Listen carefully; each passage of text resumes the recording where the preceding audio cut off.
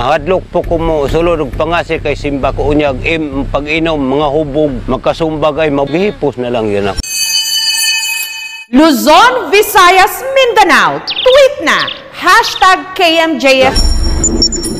Sa Zamboanga del Norte, may antigong banga na nahukay ang isang magsasaka. Magkano na kaya ang halaga nito ngayon? Sa dinami-rami ng mga mini-message sa aming mga bagay na tinatanong kung magkano ang value nito. Ma'am Jessica, ask ko lang po kung magkano ko po maibibenta yung antique ashtray na to. Magkano kaya ang presyo na nakita ko? May nakita po akong pearl sa talaba pagkain ko kanina. Maari ko bang malaman kung pearl ba talaga to? Isang umagaw ng aming atensyon, isang banga na nahukay raw sa Sindangan, Zamboanga del Norte. May taas itong 15 inches, lapad na 14 inches at bigat na 8 kilos. Sa magkabilang dulo, may maliit na butas at may disenyo itong dragon, manok at halaman.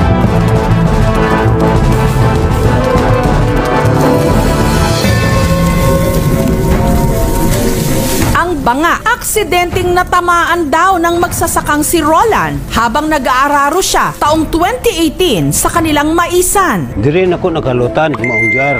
Pag ukyab, naman ko'y nakita nga ko, hindi akong kubkob. Tibod man. Nabalaw kay mig limpyo na ipangbrasan kay namo. Pa, mahalin siguro na pa kay pag human og limpyo ni sidlak man kaay siya. Lantaw nako, nay bukog mas tao. Akong gilabay, pwede man kapuslan. Kunga og lubong manggaling ni laki ang gilubong dire. Kay na may bangkaw. Suspecha nila mga gamit ito ng kanilang mga ninuno sa paggawa ng pangasi o alak. Mahadlok po ko mo sulod og pangasi kay simba ko unyag pag-inom mga hubog magkasumbagay maghihipos na lang yan ako. Isinilid na lang nila ito sa sako at pinakatago-tago sa kanilang lumang kubo.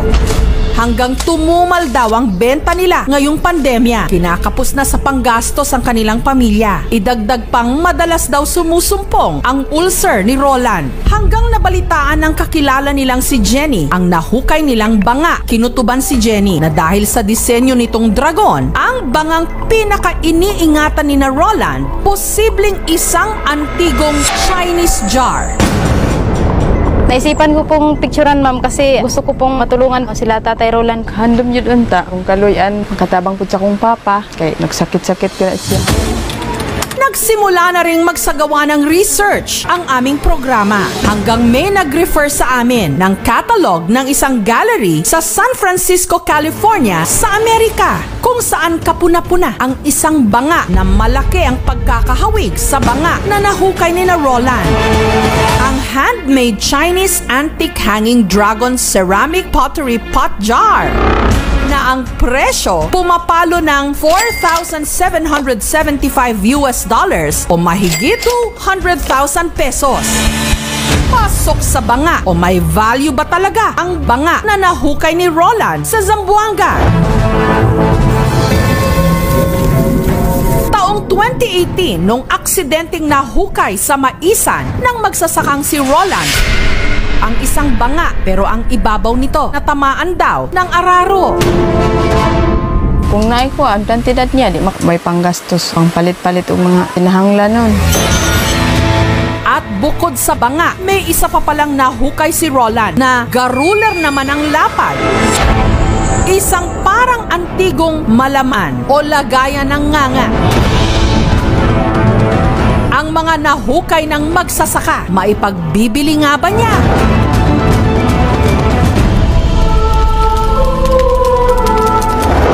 Ayon sa catalog ng Basaka Gallery sa California sa Amerika, meron silang isang banga na malaki ang pagkakahawig sa banga na nahukay ni Roland. Ang handmade Chinese antique hanging dragon ceramic pottery pot jar na ang presyo pumapalo ng $4,775 o mahigit 200,000 pesos. Ipinasuri namin ang banga na nahukay ni Roland. He wants to describe to you the physical attributes of the jar when he unearthed it. Nakalapok. Yeah, I need to see the top and the bottom. It doesn't have the patina that it needs, the age color that it would get from time. So time would make that very dark. They get old looking. It looks new to me. Right now, it doesn't have any of the signs of an antique. I can give you an approximate value, but it's not going to be high because I don't know what I'm looking at without touching and feeling. My assessment would be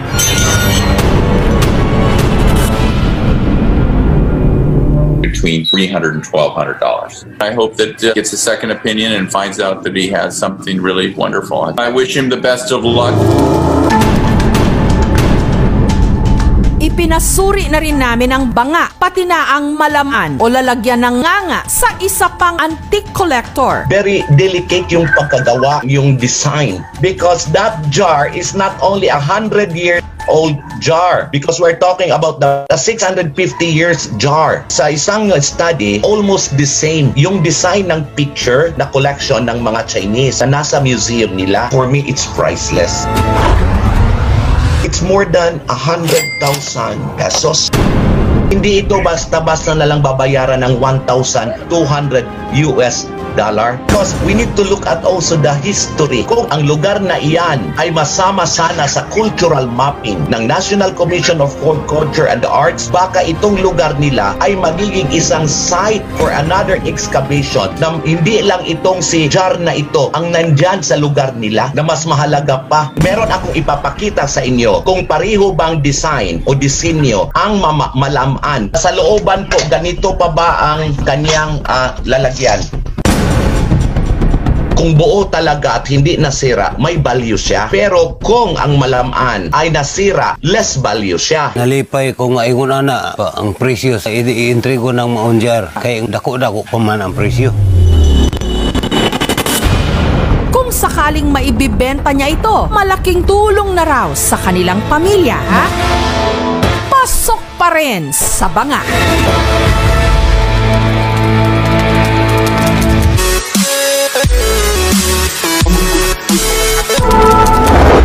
Ayon sa catalog ng Basaka Gallery sa California sa Amerika, meron silang isang banga na malaki ang pagkakahawig sa banga na nahukay ni Roland. Ang handmade Chinese antique hanging dragon ceramic pottery pot jar na ang presyo pumapalo ng $4,775 o mahigit 200,000 pesos. Ipinasuri namin ang banga na nahukay ni Roland. He wants to describe to you the physical attributes of the jar when he unearthed it. Nakalapok. Yeah, I need to see the top and the bottom. It doesn't have the patina that it needs, the age color that it would get from time. So time would make that very dark. They get old looking. It looks new to me. Right now, it doesn't have any of the signs of an antique. I can give you an approximate value, but it's not going to be high because I don't know what I'm looking at without touching and feeling. My assessment would be